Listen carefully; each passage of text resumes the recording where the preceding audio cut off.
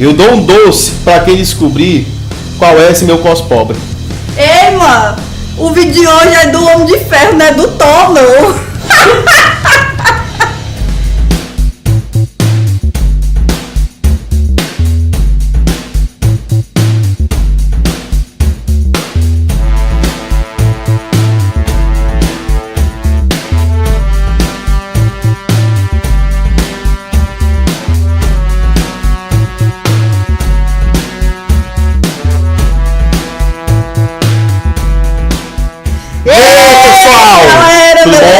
Beleza? Estamos aqui, né? Pois agora recomposto. Passado um pouco a emoção também de ver o último Vingadores, né? Pois é. Mas a gente tá muito emocionado aí. Né? Foi muita emoção. E aí a gente resolveu fazer esse vídeo e muitos outros que vocês estão acompanhando, vão continuar acompanhando nesse canal. E aí é importante dar aquele velho alerta, né? Cuidado com spoiler! Cuidado, gente, porque ó, se você não assistiu ainda, dá pausa, não continua, espera, vai assistir, depois volta. Se assistiu, aproveita, comenta, compartilha já o vídeo. Curte o vídeo, já indica pros amigos que já assistiram, tá certo? Mas ó, daqui pra frente a responsabilidade sua. A responsabilidade é minha. Ficou mole é meu. Já avisamos, né? E aí hoje a gente vai falar sobre o Homem de Ferro segundo o Espiritismo, né?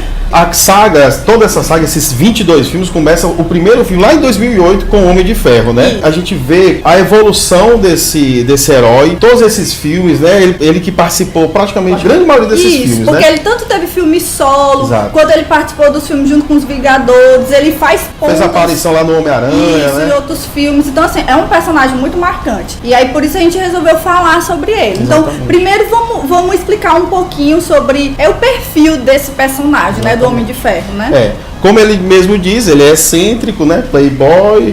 Gênio, bilionário, playboy, filantropo. Tem várias outras coisas aí que talvez não configure muito como ser herói, né? Ele é dos Vingadores, um dos poucos que não tem superpoderes, né? Isso. Ele tem a formação dele, ele é formado em engenharia elétrica e física, viu? O cara é invocado. Viu? E aí, lá a gente vai fazer um comentário assim rapidinho do filme, né? Do espaço do cinema, mas também lembrando, assim, algumas peculiaridades que acontecem lá nas revistas e quadrinhos, né? Isso. Quando começa lá em 63, que é quando o Homem de Ferro aparece pela primeira vez. E aí algumas coisas parecem, né, com o do cinema, né? Mas, por exemplo, assim, quando ele surge lá nos quadrinhos, ele surge durante a Guerra do Vietnã. Já no filme, não. No filme, ele vai fazer uma entrega, né, de um material pelo Oriente Médio.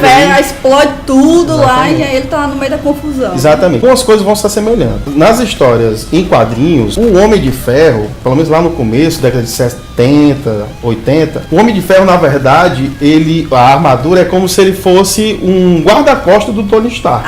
Né? Olha só. Isso aí tem uma grande diferença. Lógico, é o Tony Stark, mas como ele quer manter uma identidade reservada, secreta, o Homem de Ferro, lá nas histórias de quadrinhos, é o guarda-costas dele. Então, pro público, ele fala que o Homem de Ferro é o guarda-costas dele. Ele não assume a identidade. Exatamente. Né? Só que no filme... é exatamente o contrário. Quando termina, ele assume que é o Homem de Ferro. E é uma cena clássica, né? No final do primeiro filme do Homem de Ferro, né? Exatamente. Que ele tem lá todo um roteirozinho bonitinho que a Shield preparou pra ele ler e tal. E aí quando é pra ele ler aquilo, acho que ali revela muito da personalidade dele, né? Não só do personagem, como do próprio ator. O Robert Downey Jr., aquilo ali não estava no script, não estava programado. Foi um improviso dele, né? A direção gostou e deixou. E ficou, né? Porque, na verdade, não era pro Tony Stark assumir que ele é o Homem de Ferro. Exatamente. Mas olha, ele é um cara altamente vaidoso, orgulhoso. Como é que ele ia negar assim mesmo essa oportunidade de dizer o Homem de Ferro todo, salvando tudo, né? Cheio de poderes, voando, forte. Ele não vai demonstrar, sendo Tony Stark. É você diz, eu sou o Homem de Ferro. Exatamente. Aí, pronto. A verdade é que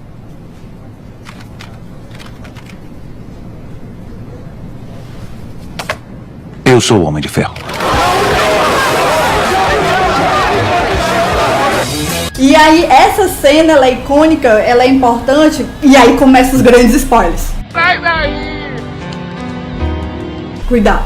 Porque nesse último filme, né, essa frase, ela é muito marcante, justamente na cena final, né, do Homem de Ferro, em que ele repete, né, em que ele diz, eu sou o Homem de Ferro. Mas dessa vez, claro que o público vai à loucura, mas por outro motivo agora, né? É interessante porque quem acompanhou todos os 22 filmes, né, esse é um dos momentos assim de ápice, que a galera vibrou no cinema, porque começa lá em 2008, terminando agora em 2019, fecha com tudo isso. Com a mesma frase, que tudo começou. E aí a gente tá aqui, na verdade, para falar sobre o Homem de Ferro segundo o Espiritismo. Exatamente. E aí, como é a proposta do nosso canal, o que é que tudo isso tem a ver com o Espiritismo? E claro, tem muitos links que a gente pode fazer, e aí a gente pede que vocês curtam, compartilhem o canal e comenta quais são os outros links que a gente pode fazer do Espiritismo com o Homem de Ferro, né? E aí, claro que tem a questão da personalidade, do caráter, da gente se livrar desse aspecto do orgulho, da vaidade, beleza. Mas o aspecto que a gente quer comparar aqui com o aprendizado que a gente tem do Espiritismo é com a cena final em que o Homem de Ferro, ele sabe que no momento que ele usasse aquela manopla, né, em que ele fizesse o estalo, né, para resolver todos os problemas, ele resolveria todos os problemas, mas a vida dele estaria em risco, que foi o que aconteceu, que ele veio, infelizmente, a morrer, né? E aí a gente morreu de chorar no cinema. Foi. E aí, claro, a morte faz parte das nossas vidas e o Espiritismo, ele veio nos ensinar, né, a como lidar com essa situação. E aí tem um trecho do Evangelho segundo o Espiritismo, que é o ensinamento de Jesus sobre o sacrifício mais agradável a Deus. E aí nesse trecho, né, os Espíritos e Kardec vêm tecer comentários sobre essa fala de Jesus, sobre qual é o sacrifício mais agradável a Deus. Não é o sacrifício material. O Tony Stark, ele sacrificou muita coisa. Nos filmes, a casa dele já foi totalmente destruída, ele perdeu um monte de dinheiro, embora ele fosse bilionário. Como ele era bilionário, esse sacrifício também, né? Não tinha graça. Exatamente. Isso daí. Mas o sacrifício real que ele fez, aí você pode já dizer, foi a vida dele também, mas ele agora, ele era um outro homem, ele era outra pessoa. Como eu disse, para quem acompanhou todos esses 22 filmes, e principalmente os 3 e os outros que ele aparece com a galera toda dos Vingadores, vai ver a evolução do ser humano. Né? Ele mudou, então, aquele cara que não tava nem pra ninguém, ele só queria, né, farrear, não sei o que, agora ele tem uma família, ele tem uma filha, ele vive um amor de verdade, ele vive uma nova vida, né? E essa nova vida, ele tava com medo de perder. Na hora que ele fez esse estalo e ele sabia que ele ia resolver todos os problemas lá e acabar com os inimigos, digamos assim, mas ele sabia que ele também tava abrindo mão dessa nova vida que ele tinha conquistado, né? Ele sabia que ele tava abrindo mão desse amor, abrindo mão de conviver com a filha dele, né? Tanto que ele teve medo de entrar nessa junto com os Vingadores de novo, porque era a única coisa que ele não queria perder, isso que ele tinha conquistado. E aí ele sacrificou a vida dele, mas ele sacrificou também tudo isso que ele conquistou. E aí o mais massa foi que isso mostra que ele sacrificou muitas outras coisas também. Exatamente. Ele sacrificou o orgulho, ele sacrificou a vaidade dele, ele sacrificou muitas outras coisas que mostram como o personagem ele foi mudando. Lógico que ele não termina sendo, né, o ser perfeito, o homem de bem que diz na Evangelho. Tanto é que ainda tem um resquício ali de vaidade, né? Quando a galera vai, o Homem-Formiga, né, junto com o Hulk lá, vai mostrar como fazer como voltar no tempo, e era um lance que ele já tinha começado e faltava só uma coisinha. Só uma coisinha, né? Mas o que a gente quer, na verdade, trazer como um aprendizado que a gente tira quando a gente assiste um filme desse e consegue dialogar com o Espiritismo, é pra gente entender o que é importante pra Deus nos sacrifícios que a gente faz na vida. Então, não é o sacrifício material, e não é necessariamente nem a nossa própria vida em si, porque a gente sacrificar a nossa própria vida, na verdade, será que é isso que Deus quer que a gente dê a nossa vida? Não é dessa forma literal, mas é que a gente sacrifique, né, os nossos maus sentimentos, né, deixe para trás as outras coisas. Isso, deixe para trás todos esses vícios, tudo de ruim que a gente cultivou ao longo da vida e só cultive coisas boas, né?